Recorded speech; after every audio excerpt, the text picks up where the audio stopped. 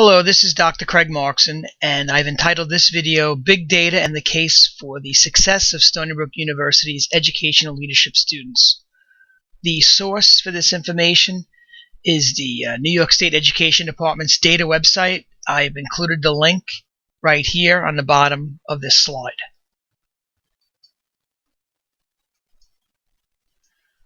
And the data that I've obtained is actually statewide data from the year 2013-14 year, and the state compiles data for the School Building Leader Licensure Assessments SBL Part 1 exam, as well as the SBL Part 2 exam. And you could see here, for example, under SBL Part 1, you'll see that the number tested is 1,230. And statewide, there was a 73% passing rate. So that's a large sample size, 1230. This is big data. And if you look at the bottom here, which is for SBL Part 2, 1,172 people were tested, and there was a 77% passing rate. So let's see how that compares with Stony Brook University students.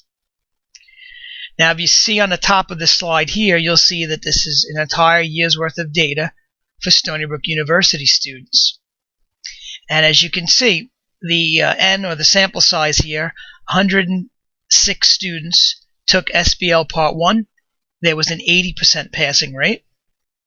And if you look on the very bottom, for SBL Part 2, 106 Stony Brook University students were tested, and there was an 84% passing rate. Now, how does this compare with the state? We'll see on the next slide. Now, at the top, the statewide passing rate for SBL Part 1 was 73%. As you compare that with Stony Brook University students for SBL Part 1, 80% of our students passed compared to 73% statewide. So Stony Brook University students clearly beat the rest of the state. And again, this is with big data, a whole year's worth of testing. How did the state do on SBL Part 2? And this is statewide again. Statewide, there was a 77% passing rate. And how did Stony Brook University compare to that? If you look on the very bottom, we had 84% passing rate compared with the rest of the state, which is 77%.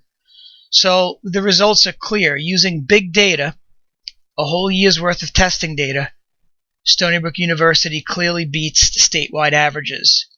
I think many times we either overreact or underreact to the results of one particular testing period.